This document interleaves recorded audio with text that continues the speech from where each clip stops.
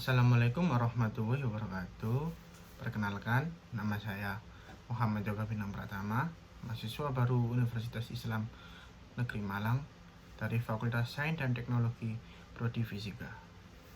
Oke, di kesempatan kali ini saya akan membahas materi tentang karakter building dan sains dalam perspektif Islam. Nah, kita mulai dari karakter building. Sebelum masuk ke materi, karakter building kita harus mengetahui apa sih karakter building itu. Karakter building sendiri adalah suatu proses atau usaha yang dilakukan untuk membina, memperbaiki, dan atau membentuk tabiat, watak, sifat kejiwaan, akhlak, budi pekerti insan manusia, masyarakat sehingga menunjukkan perangai dan tingkah laku yang baik. Karakter building sendiri berasal dari bahasa Yunani, yaitu mark atau menandai, dan memfokuskan pada bagaimana mengaplikasikan nilai kebaikan, bentuk tindakan, atau tingkah laku. Oleh sebab itu, seseorang yang berpikir tidak jujur, kejam, atau rakus dikatakan sebagai orang yang berkarakter jelek. Sementara orang yang berperilaku jujur, suka menolong, dikatakan sebagai orang yang berkarakter mulia. Oke, di sini saya menyarankan untuk kita berkarakter mulia. Karena apa? Agar kita bisa diterima oleh masyarakat, mempunyai teman yang banyak, dapat dipercaya, dan lain sebagainya. Sebagai hal-hal baik yang lainnya. Oke, untuk membangun karakter building sendiri, ada 4 pola pikir kooperatif dan kompetitif. 1. Sumber daya pengetahuan. 2. Sumber daya manusia modal. 3. Model budaya. 4. Kelembagaan. Karakter tidak bisa diwariskan, karakter tidak bisa dibeli, dan karakter tidak bisa ditukar. Karakter harus dibangun dan dikembangkan secara sadar, hari demi hari melalui suatu proses yang tidak instan. Karakter bukanlah sesuatu bawaan sejak lahir yang tidak dapat diubah lagi seperti sidik jari. Karakter sendiri melekat di dalam tubuh kita sendiri. Tidak ada yang bisa mengubah kecuali diri kita sendiri. Nah, nilai untuk membentuk karakter dan keterampilan global adalah sebagai berikut. 1. Religius. 2. Nasionalis. 3. Mandiri. 4. Gotong royong. 5. Integritas. Bahasa Indonesia telah menikmati kemerdekaan selama 76 tahun. Namun, apa yang terjadi masyarakat Indonesia masih ada orang yang mengalami kesulitan untuk memenuhi kebutuhan sehari-hari, tidak pedulinya pemerintah kepada masyarakat yang kecil.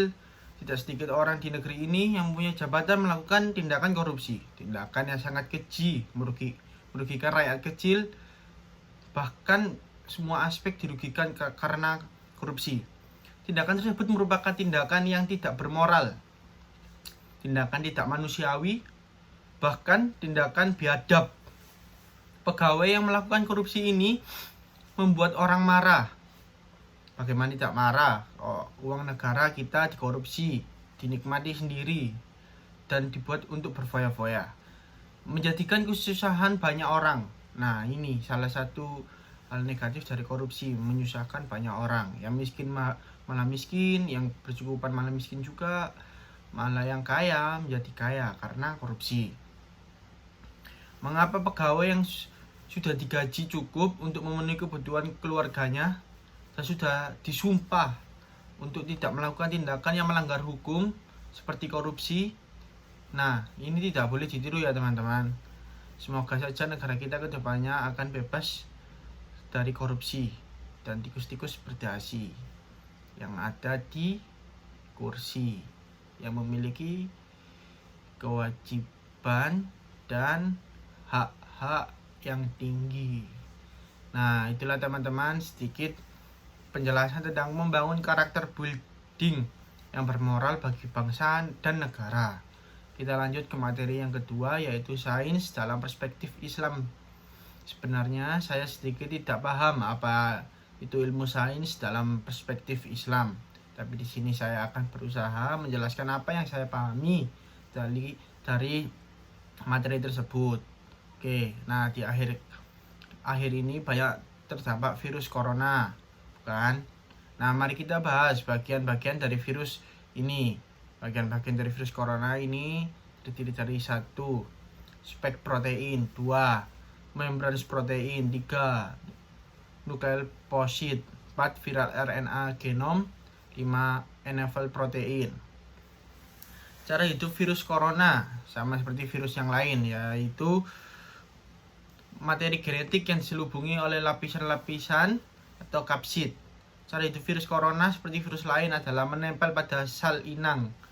Nah, makanya kita harus menjaga protokol kesehatan, mencuci tangan, memakai masker double, dan menjaga jarak aman. Patuhi larangan pemerintah dan jalankan dan sukseskan vaksinasi yang diajukan oleh pemerintah. Nah, selanjutnya virus corona ini mengandalkan metabolisme inang untuk memenuhi kebutuhan dan memperbanyak diri hingga mengambil alih kehidupan induk. Dengan cara ini, struktur virus corona tidak bisa dikategorikan sebagai makhluk hidup karena dia hanya menempel dan merugikan banyak orang. Virus corona ini juga sangat berbahaya, apalagi bagi orang yang sudah lansia. Bagaimana tidak, kalau orang lansia yang imunnya secara tidak langsung sudah rendah terserang virus corona dapat membahayakan kehidupannya. Hal fatal yang paling fatal adalah yaitu kematian bagi orang lansia. Oke, maka dari itu kita sebagai generasi muda harus mensukseskan prokes-prokes yang sudah diberikan oleh pemerintah untuk kita jalankan untuk ke depan demi kebaikan Indonesia dan kemajuan ekonomi Indonesia ini. Sekarang juga ekonomi Indonesia sekarang lagi down, tidak lagi jenis ke atas atau up. Ekonomi yang down ini disebabkan oleh virus corona ini. Hal impor ekspor yang terjadi setiap tahunnya semakin turun, tidak ada lonjakan sama sekali.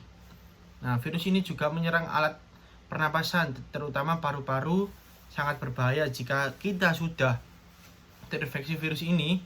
Nah, makanya teman-teman stay safe dan healthy ya.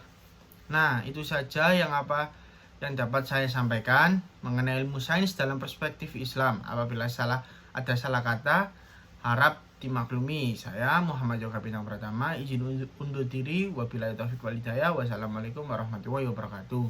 Terima kasih.